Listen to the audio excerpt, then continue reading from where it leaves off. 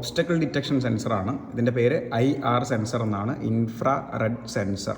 അപ്പോൾ ഇതിനകത്ത് പ്രധാനപ്പെട്ട പോർഷൻസ് എന്ന് പറഞ്ഞാൽ ഒരു ട്രാൻസ്മിറ്റർ ഉണ്ട്, ഒരു റിസീവർ ഉണ്ട്. നമ്മുടെ ടിവിയുടെ റിമോട്ടിലൊക്കെ യൂസ് ചെയ്യുന്ന സെയിം ഫിനോമിനനാണ്.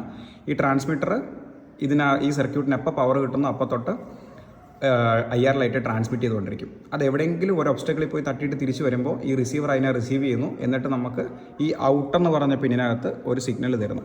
ഓക്കെ, അതായത് ഒബ്സ്റ്റക്കിൾ ഉണ്ട് എന്നുള്ളത്. പക്ഷേ ഇത് നമുക്ക് സൺലൈറ്റിൽ യൂസ് ചെയ്യാൻ പറ്റില്ല. കാരണം സൺലൈറ്റിലെ IR ഈ റിസീവർ റിസീവ് ചെയ്യും, ഈ സെൻസർ ഫുൾ ടൈം ഓൺ എന്നുള്ളൊരു സിഗ്നൽ തന്നുകൊണ്ടിരിക്കും. ഫുൾ ടൈം ഒരു ഒബ്സ്റ്റക്കിൾ ഉണ്ടെന്നുള്ളൊരു സിഗ്നൽ തന്നുകൊണ്ടിരിക്കും. അപ്പോൾ ഇതിനകത്ത് പാർട്സ് എന്ന് പറഞ്ഞാൽ ഒരു ട്രാൻസ്മിറ്റർ ഉണ്ട്, റിസീവർ ഉണ്ട്.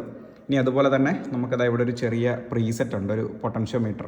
ഇത് അഡ്ജസ്റ്റ് ചെയ്തുകൊണ്ട് നമുക്ക് ഇതിൻ്റെ സെൻസിറ്റിവിറ്റി അഡ്ജസ്റ്റ് ചെയ്യാൻ പറ്റും. പിന്നെ ഒരു VCC means positive, ground, negative, അങ്ങനെ 3 ടെർമിനൽ മാത്രമാണുള്ളത്. പിന്നെ 2 SMD LEDs ഉണ്ട്. ഒന്ന് ഓൺ ആണോ ഓഫ് ആണോ എന്ന് കാണിക്കാൻ വേണ്ടിയിട്ടും ഒന്ന് ഒബ്സ്റ്റക്കിൾ ഉണ്ടോ ഇല്ലയോ, അതായത് സെൻസർ ഡിറ്റക്ഷൻ ഉണ്ടോ ഇല്ലയോ എന്നുള്ളത് കാണിക്കാൻ വേണ്ടിയിട്ടും ഉള്ളതാണ്.